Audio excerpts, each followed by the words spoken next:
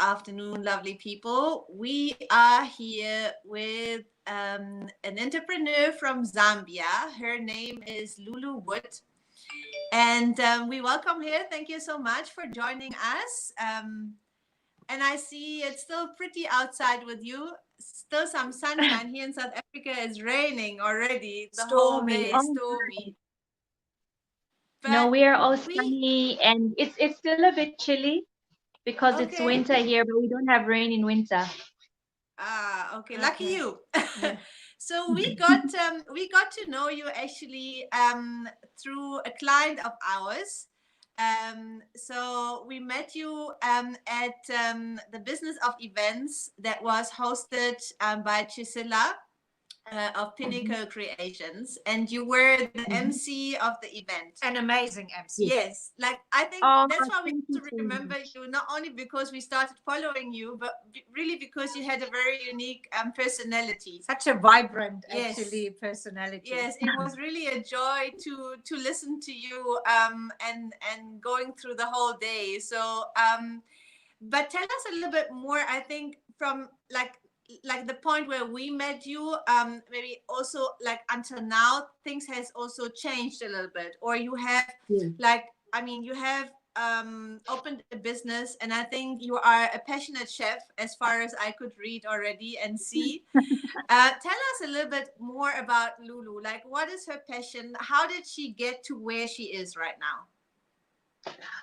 Well, my background is in media. So I grew up in a family that was very musical. So I got on stage for the first time when I was 4 years old. And I moved on to get into the media world as a career. So I started out as a TV presenter, got into radio, got into hosting, which is still a big part of who I am. But I absolutely yeah, it's media is me. I always say that media is me. I love making people smile. I love seeing the emotion I invoke in people when I'm, doing an event, hosting an event, doing radio, doing TV. So I've been in the media industry for the past 15 years now in Zambia. I've been blessed to be able to do work not just in Zambia, but also do some global work through the State Department in the US, the Hope Channel, Wow. um, yeah, different platforms. So I feel blessed. I'm also a Mandela Washington Fellow. And that came, I think that opportunity came because of the passion that I have to use my influence for social good. Um, Mm-hmm. so I have an initiative called the We Keep Moving Initiative, where I try to just do as much as I can for my community. And sometimes it's not really in actively going and doing something myself, but also just encouraging and trying to channel different corporates to give back in a meaningful way. So when I met you because I worked on business of events with Chisala. She told me about the idea. I thought it was absolutely fantastic because when you're in media, whether as a client or whether you are part of an event, through emceeing and so forth, I have been on all sides of spectrums of different events.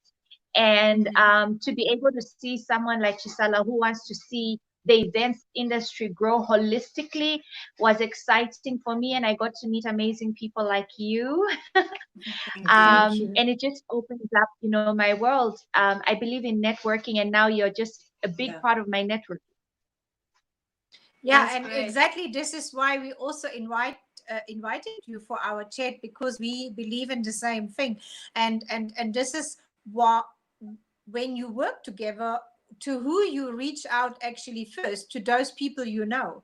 I mean, you do not reach out first to people that are completely unknown to you. So you reach out to those people in your telephone list, or where you met, and what you have actually experienced together. And I think this is what we also would like to transport to. And to encourage people, Yes. specifically in this time in which we are right now.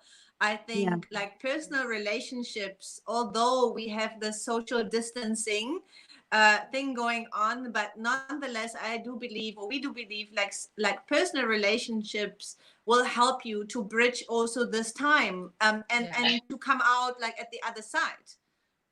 Yeah, it's very true. I think during this period, I have seen it also with my business here, which is Afrishop. We're an e-commerce platform, but through collaboration, we are still able to Mhm. do marketing and reach more people. It's really, it all boils down to how you can work with people and how you can adapt to a situation.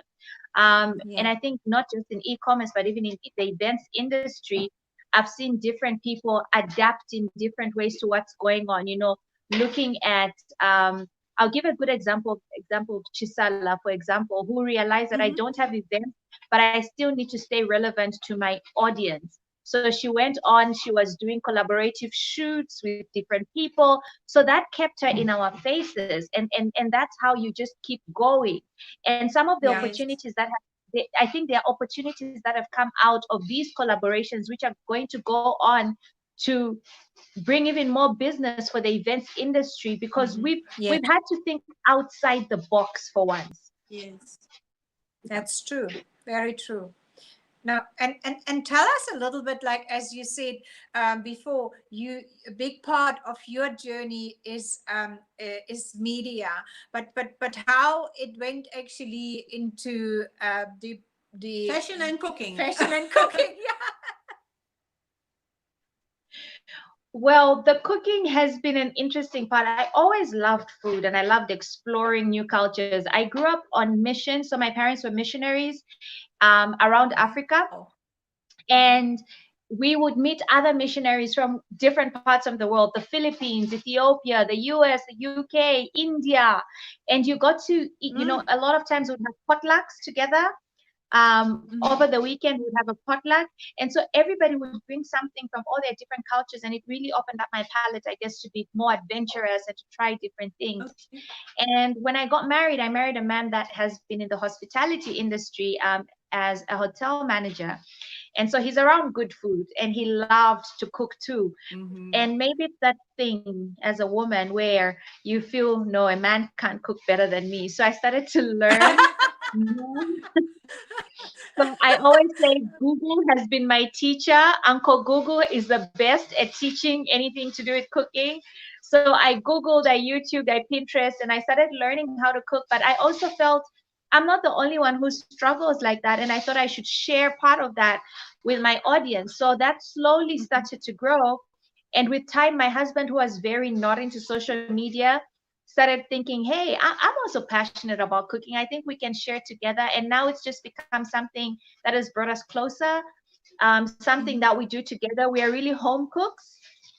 And we started out slow. It was never about making money, but with time, we've been able to actually start monetizing this, something that just was formed out of passion.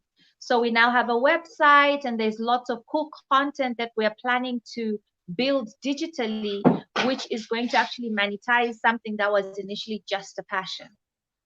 Okay. That's amazing, actually. Yeah. Like I mean, and I mean, we experienced similar things. Sometimes in life, you have dreams, and sometimes your dreams come true, but sometimes you can work as hard as you want, but this one particular dream just don't want to come true, and then something happened out No of the way. blue, Yeah. out of nowhere, and Mhm. you don't even think that this can be something.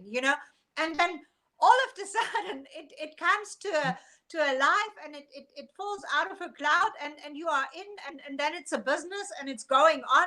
Like, this is the same with our flower trade. We have never actually thought that Mm. this would be something that we want to do. That was Mm. never a dream. We just fall into it, Mm. and here we are. I And think also not as a mother and daughter. So it's no, not at actually all. I nice. Like, love and that, like mother and I'm usually, daughter. yeah, I'm Yeah. not like a camera person. So that's why I can feel with your husband as well. That it's like in the beginning, it's like, like it's like there are people and people. There are some more extrovert people and some more introvert people, and I think it's hard in the beginning. Who am I? One of the other. So Can And I but ask you a question though? Because in different businesses, entrepreneurs, whether in the event space or media, people always wonder how you're able to work as a family. And you are mother and daughter. How have you managed to sort of separate the business? Are you able to separate business from family, or can you sort of bridge those two together and still be able to be financially profitable, if I can say that? Like, how are you yeah, making it work? Yeah, yeah, we actually, the good thing, like we also just recognized this while we were working together.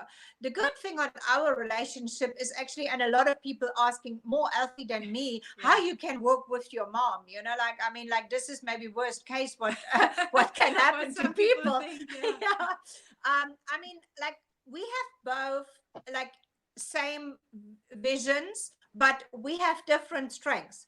And I think this is the key to our personal success, Yeah. because, like, we can trust each other blindly, honestly saying. Like, I trust Alfie, whatever she is doing, I know that will be perfect, and it will be in the, like, in the interest of the company, and of what we both think.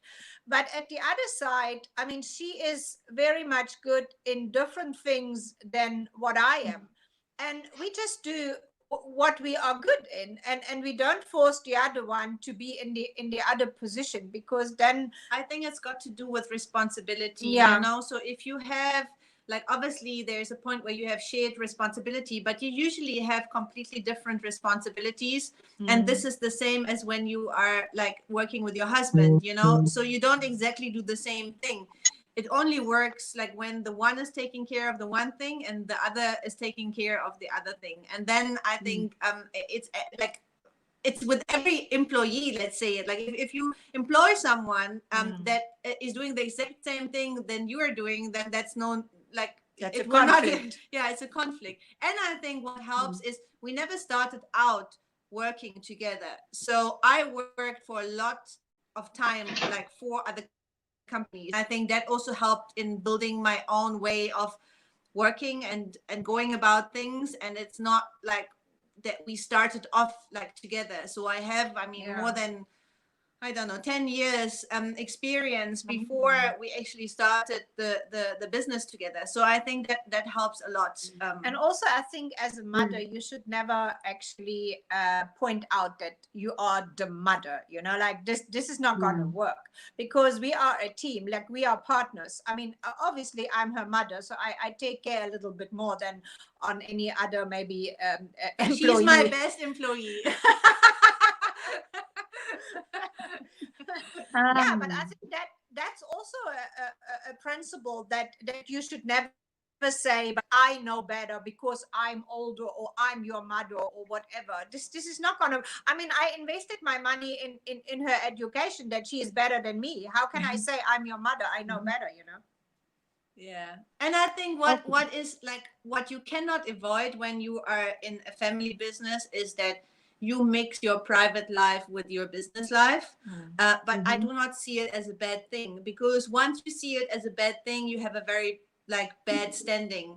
I mean, we are entrepreneurs like 110%. Like it runs through our veins. So when we wake up in the morning, the first thing is like we do business. Like we live in the business. We are passionate about the business, and I think that is also what keeps us together, because we have the same vision. Once you realize that maybe you are putting too much business into your private life, or vice versa, it will get difficult, because there is no line. There is no line between like really like work and a private life. I mean, we will always be mother and daughter, and we will talk about different things, but the majority like of the things, of course, are business stuff. But I think that is the same with your husband.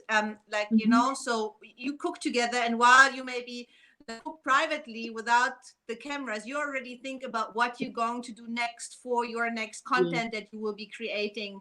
Are you going to have a cookbook? Maybe a So that digital is one? the plan. That's why we started out first with the website, which is more like a virtual cookbook. And ultimately, I think later we are going to have an actual cookbook. But this also works with different generations. So I know my mom and my mother-in-law are like, you guys need to have an actual cookbook. But we know for the young people, who are our main audience right now, they really love the Mm-hmm. fact that we have a virtual cookbook through our website.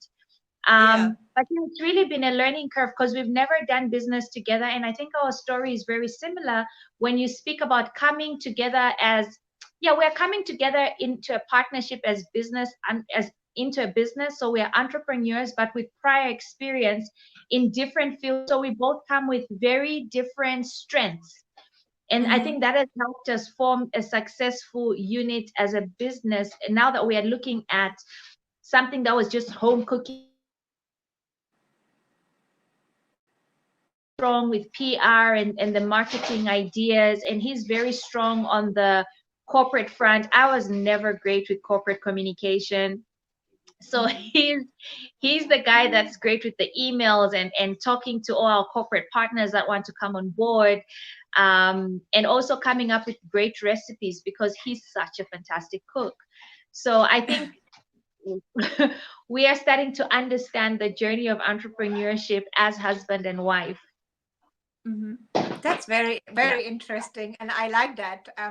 And I think it's I mean, personally, I have to say I will be most probably the one that can learn most out of this whole thing, because I'm not at all a lot into cooking, but I also know that cooking is about family time, you know. So, and Yes. specifically, I think right now also what this pandemic has done, and I think this has maybe also triggered the popularity of like anything to do with food, is because people are focusing more on their homes, being at home, like setting the Doing table, cooking. I mean, like, cooking. we spoke to people, they said they realized only in this pandemic that they haven't had a meal together for years As a family. as a Mm, family. very Yeah. true. So I think, It's and I making think, us and I spend more believe, time like, I together. mean, so like eating together, like is a very part of, like a very big part of a relationship, like whether it's like just a husband or wife or two partners or a family. Where do you want actually your business to grow? What is your dream for your business? Just maybe, like, we all have these dreams, you know, like maybe it comes next year, maybe in 5 years, or maybe it comes never. Mm. But what is the dream that you have? Our dream is not to be a Zambian home cooked brand. Our dream is to go global. So our dream Wow. is to just bring what we have as a Zambian couple to the world. So the same way someone will go on BBC Food or a New York Times Food, we want them to think of the Wood Kitchen Wow. also as an option to go and check out some great home cooking. In the future, we plan on partnering with different professional chefs who send us cool Okay. recipes for home cooks. We just want to build this around also family. So I think as we Mm-hmm. grow, you're going to see us evolving and you see different like aspects of our lives. So recently, we've also started having conversations while we do our lives on Thursdays around stuff that's really going on to us as a family. Like last week, we were talking about savings and how it's really important to save. And we had a partner, a corporate partner, say we want to come on board to actually talk more about that. Those are real conversations that you have around the table or while we are having food. So we want to also just push the aspect of family and Yeah. have conversations around while we enjoy the food, but also have just very important conversations that we think families should be having. So that's Wow. where we see ourselves really in a few years, growing into a brand that can um, be recognized not just locally. So we want to start with regionally and then move on beyond that. That's where the dream is. Are you going also then to other places, or you just like broadcast it from Zambia into other places? So currently we're just broadcasting. So we're looking at the digital, we want to leave a big footprint digitally. And that's what technology has brought to us. It's brought us Yes. to the world. You can bring Yeah. yourself to the world. And it's interesting because this also ties into my other business, which is Afrishop. Afrishop is planning not just to be a Zambian business. We actually got investment to be more than a Zambian business. So because of COVID, we still are in Zambia, but immediately things open up, we're moving into other countries. And that's because technology allows you to. It's an app, an online app bringing China into Africa. And I think also people in the events industry are able to work with our business, because what we do is bring anything that you'd like from a manufacturer in China to your doorstep in Africa. So we Wow, can that's a big logistic task, actually. Yes, but the good part is that our parent company has been in the logistics industry between Africa and China for the past 19 years. So this was a natural partnership when I joined in to become a co-founder of Afrishop, because I knew already we had a strong logistics background. We were just adding the technology to it, and now moving from just B2B, which is the reseller that was normally catered for, into also getting the B2C, which is just the normal customer who wants to get affordable goods from China and not be ripped off. So we bridge between the manufacturer, we bring manufacturers to the customer, and we are the bridge to bring them together and create ease and just convenience. It's actually an amazing idea. It's like a little African Alibaba, isn't it, like that? Yes, exactly. Except we are just working specifically with manufacturers and not individual vendors. Wonderful. I think that is really a very good idea. And when like in Europe, I used to buy a lot from China, because I could be very sure, like whatever I ordered, I also got. In Africa, I have not yet ordered anything from China. I must be very honest, because I hear too many stories, and also like also one thing. Yeah, I ordered one thing for a wedding. No, that's not true. I ordered one thing for a wedding which never arrived, and I was happy actually that I was refunded for that. But it never arrived. So I think when you can offer something that is a safe way for people to order, and a safe way for their money, and a safe way that they also get by the end of the day what they have ordered and paid, I think that will be a huge success. Yeah, because that's why we, started Afrishop. We saw that gap in the market where there was distrust, there was a lot of dishonesty before. And so we wanted to be able, we've got the office in Africa, but we also have the office in Guangzhou, where everything that comes from the manufacturer is first going through quality control. So already from China, we're able to stop something if we feel the quality is not great, based on also the amount that you pay. Because one thing people also misunderstand about China is that if I buy a $5 dress, I want it to look like $100 dress. Yeah.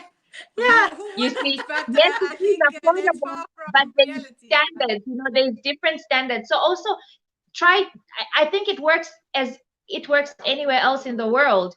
If you are into decor and you want to buy a good table, there's a general price range that you're going to get it for. If the price is literally 90% less than you normally pay, you should question why it is that way and what quality it is. So for us, we've got a sourcing team for bulk buyers. Like if you are buying in bulk, for example, if you're in the industry and you want to buy in bulk for your events business, we'll be able to source according to what you want and what you can afford. And we'll be honest with you also about the quality of what we are giving you and what exactly you want. So you tell us the quality, we find you the most affordable and reliable manufacturer, so that there's trust. So that's what we as Afrishop are trying to break, that distrust, the honesty. You know that when your money comes to us, it's coming and you're going to get your goods delivered. I think that's very interesting. Yeah. Maybe can you just like say how people can get to your app? So if you're anywhere in Africa and you'd like to order through us or source through us, we are found. You can just email us on afrishopco@gmail.com. Okay. Or you can check out our website, which is www.afrishop.com. We're also available on, yes, You can find us on social media on Facebook, Twitter, and Instagram, and get in touch with us through the DMs. Currently, you can shop through the app, which is Afrishop. You can find it on Apple Store, Samsung Store, and Huawei is one of my brand partners. So Huawei has us also on their Huawei store. They've been very amazing with us in supporting this, young African business. But you can find us on their stores. But if you want to shop on the app, you have to be in Zambia. But if you'd like to buy in bulk, I'm still able to send goods all over Africa. Like currently, I have protective equipment from my manufacturers in China. So once COVID happened, we had to think outside the box and say, which manufacturers can we work with that can be able to cater to the need that's there right now? And the need was protective equipment. So we've been able to work with different countries around Africa. We've chartered flights full of masks and test kits, sending out actually globally, not just Africa. Wow. And so that has kept us alive. And it's we would have never thought that's where we would be, or that's where our, would be. This is what we just talked about. Sometimes things come just completely out of the cloud. Yeah, very unexpected. But I also think this pandemic, like generally, restored a little bit of trust in e-commerce and also online shopping. I think generally, I mean, I know more or less what I'm talking about because we were the first company who offered our flowers for the trade online 5 years ago, and in Africa, like generally. So I know that a lot of people are very hesitant, or like they still are very hesitant. But I do believe that this pandemic, where everything just was able to work when you would do online business, until now, like actually for most cases, I think this will like ease a little bit also the trust that people will have in like giving it a go, like really like try it out. Maybe not to place like a huge order like for the beginning, but at least that they're willing to trust the system and the process and say, okay, fine, not everything that is online is a scam, or not everything that is like situated in Africa, because also from a lot of like outside perspectives, we hear a lot about, and I don't want to be even like pointing fingers, but there are a lot of scams like from Nigeria and from like other African countries where they're sending like funny also emails. From South Africa, or funny emails, like where people get funny emails. They say, the prince of whatever has died, and sending you so and so many $1 million if you like do like give your banking details away and stuff like this. So but on the other side, I do think that also a lot of like really serious businesses have come out of this pandemic, or even will come out of this pandemic, doing like e-commerce business and online business, and who will be trustful and who have like business ethics, and people can trust. And I do believe that the biggest problem like for e-commerce still is trust. Like how do you gain trust for your Afrishop? It's been slow, but I think we are getting there. So initially I think what worked for Zambia initially was I was a brand that people knew and sort of trusted through the years. So I had grown and I was a brand that people could trust. And so that worked in our favor, because once we launched, people were like, okay, we can trust her.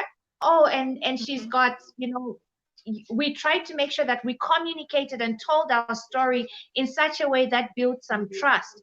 We also used a lot of influencers that were, had a loyal following, had a following that trusted them, and used those influencers to talk about us and talk about their experience with our brand. And that has helped us continue grow. We've used different channels of communication in our marketing strategy. We were doing TV adverts. We did some radio, and in the radio interviews, I was not the only one going there to speak. So we also used our influencers to speak for us, and that has helped to slowly grow a very organic sort of audience and a loyal clientele.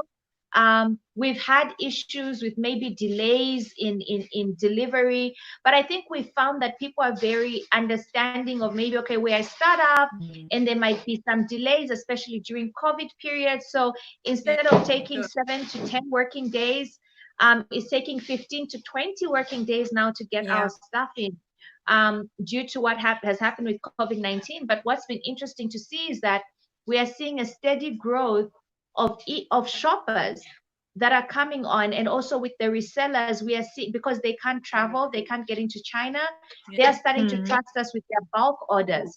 So it's really been very slow but steady, and we love that Zambia is not the most profitable market for e-commerce. The market is very small.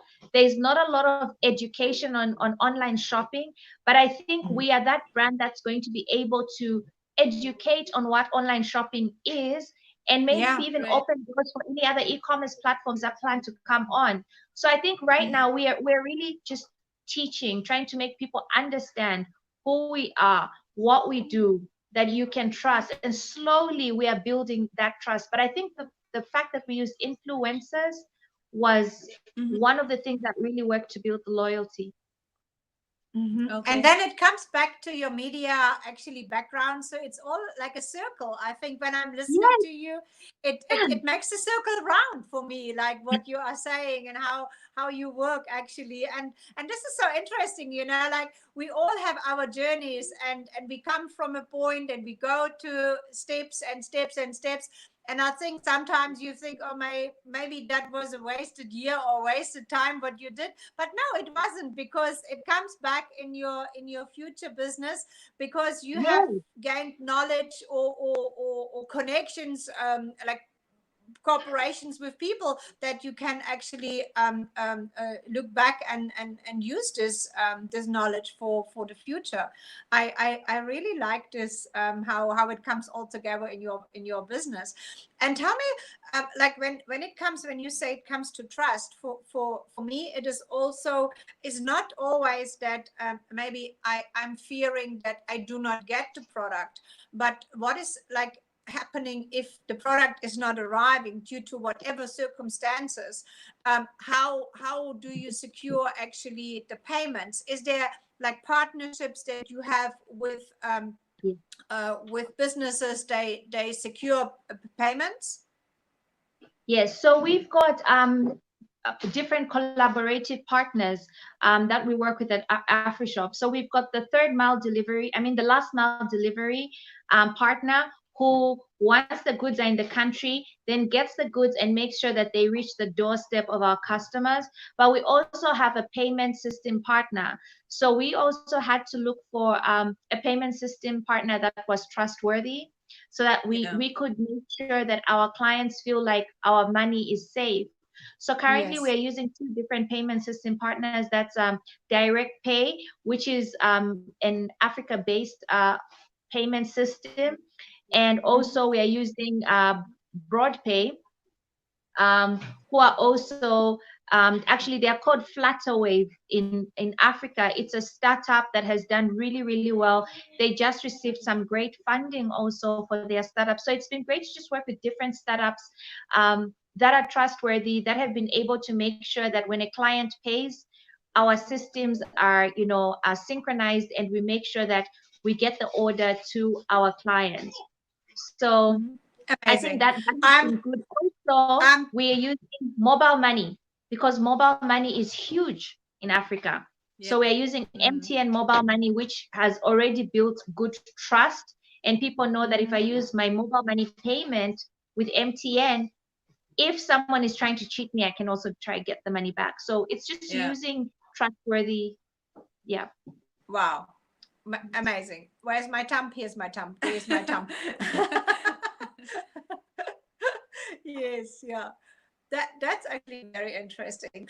What is it like? What do you think? What has COVID? I mean, like normally we are not trying to talk too much about like COVID, because we all know this is a very bad situation all over the world. I mean, like in Africa, we are still very happy that it hasn't hit us that hard, like maybe like America or any like European countries. But what was the most, like when you think backwards the last couple of weeks or 2 months, what was the most, or that one that what you thought that had the most impact on you? I think one of the biggest challenges that we faced during this period, are you talking about the business, like how we were impacted as a business? Whatever, like on your personal, on your business. I mean, like we also have, like, you know, sometimes in this days, we cannot really split the business from our personal life. I think that is because our business affects our personal life and vice versa. Yeah, well, I think the biggest challenge that we faced just as COVID-19 hit us, so the first one which hit us really hard was COVID hit China first. So even before it hit us in Africa, our business felt the impact because for 2 months, I had no orders coming into Africa at all because they were shut down. So for 2 whole months, I was on hold. So some clients only got their orders 3 months later. That affected me as a leader in this business, and even with my business partner greatly, because it's really hard.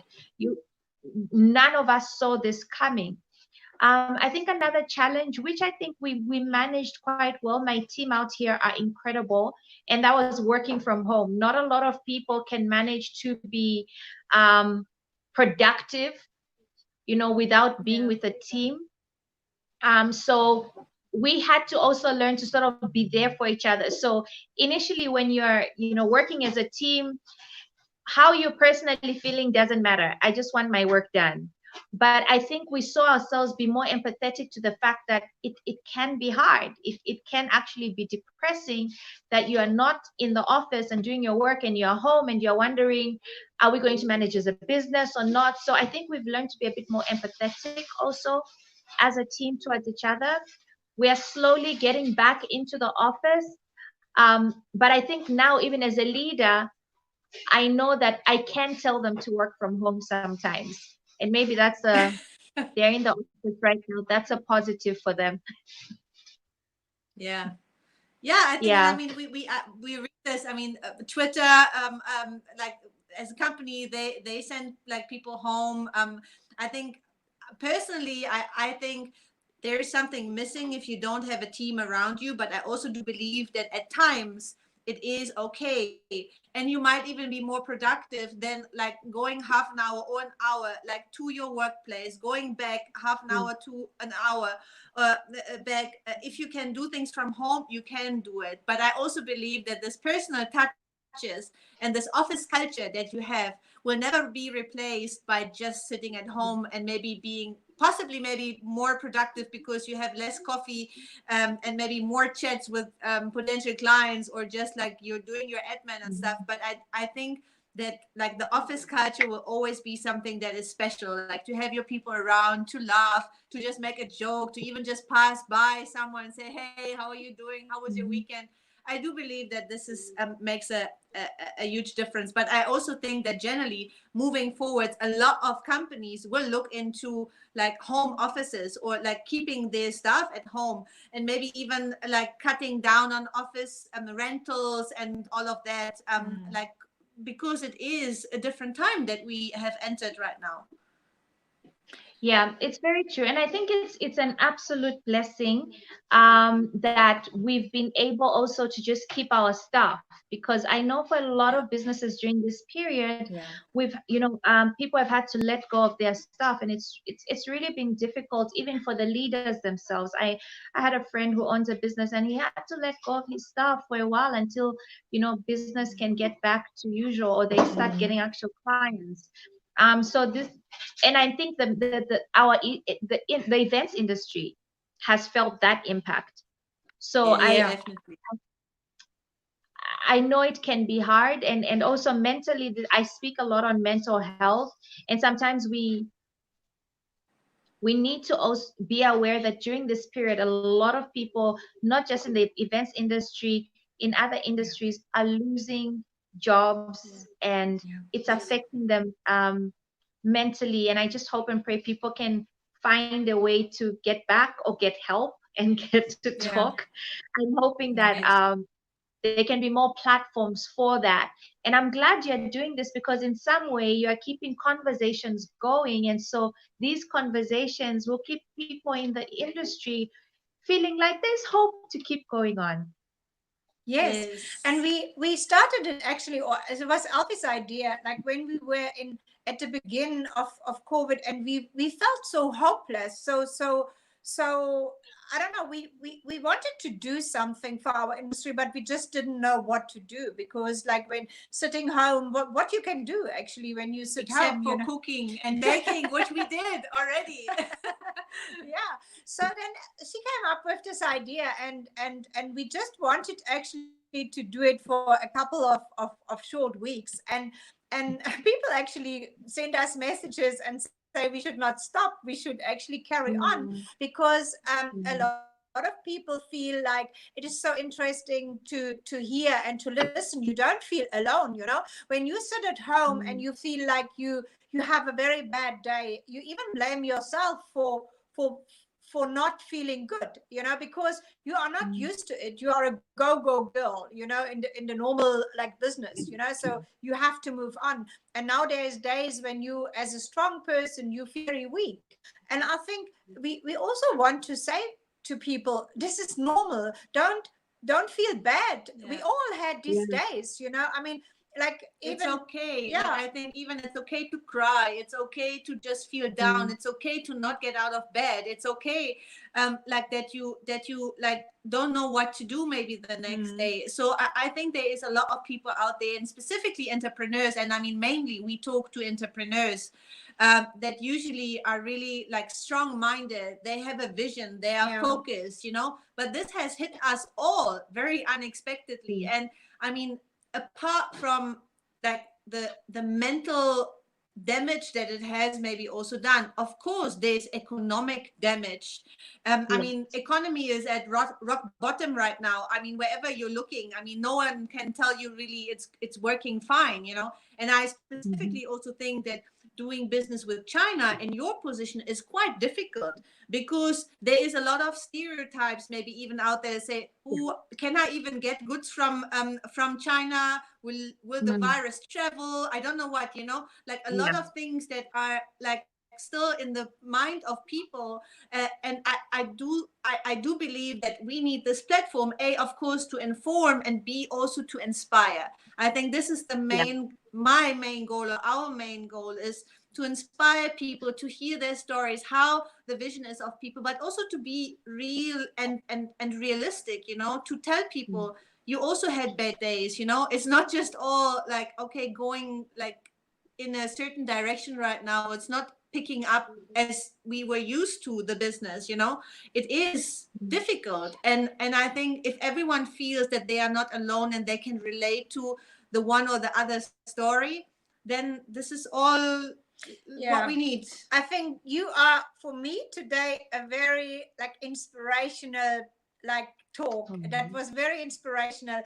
It went totally in a different direction I actually expect, because did talk about media and your instead of what we have talked. And that's why it's also good that we do not have like prepared things, because we want really that the chats that we do are authentic. And I absolutely I'm inspired. And I just can say, whenever your home cooking is going to travel, I invite you to my house, and we will do a wonderful table setting, and you are doing the home cooking with Alfie. I You will have a keep very that in challenging mind. I student. will keep that in mind. And Yeah, whenever we you have get a an wonderful extra place. flowers and you've got a package coming to Zambia, please just don't mind. We don't mind you sending any leftovers to the wood kitchen. We'll collect them from the airport. Okay. No, I mean, things like that should also have a positive outcome. And I think if something like that, what we say and what inspires us, and I'm a very visual person. I see you already cooking in my kitchen, you know. If this is gonna happen, I think maybe this is something what you can take up, and you can travel the world, you know, like you can travel all over places and go to people's home and make some like funny stories out of it. Yes, very true. I love this idea. You're making my marketing brain start like spinning. You know, like that's what it is. Yes, and maybe, I mean, they like I don't know, but what I think would be a cool idea actually to rock up at people and just use what is in their kitchen, like whatever is in their fridges. Like, don't tell them here is it. Like, I'm me, or I will bring in ingredients, because this will really emphasize also the local aspect, as what you've mentioned. You were inspired by so many different cultures and things, and but please give me a call before you rock up here. Yeah? Then at least me, because I will I try. need to book a flight somewhere else. No, not at all. You're welcome. Anytime. So thank you so much for your time and sharing your story with us. It was really refreshing. And I hope the one thing that people take away is made in China is not just cheap. There are quality products that are made in China. I mean, most of the things that we are using in China here is made in China. So I think there is also a very sometimes bad stereotype when people say made in China, but I do believe that there are a lot of quality products out there that do come from China. And when they're looking at bulk products in Africa, so Afrishop is the place to have a look at. And whenever there will be the traveling wood kitchen, let us know. And also, if somebody needs an amazing MC, Lulu is the right lady for you. Exactly. I'm here. I'll fly anywhere in the world to be with you. Thank you so much. Thank you, Lulu. Thank you for having me. Have a great day. Thank you. Regards to your husband. Yes. And you're welcome to South Africa anytime. Bye-bye. Thank you so Keep well. Bye. Bye. Bye. Bye.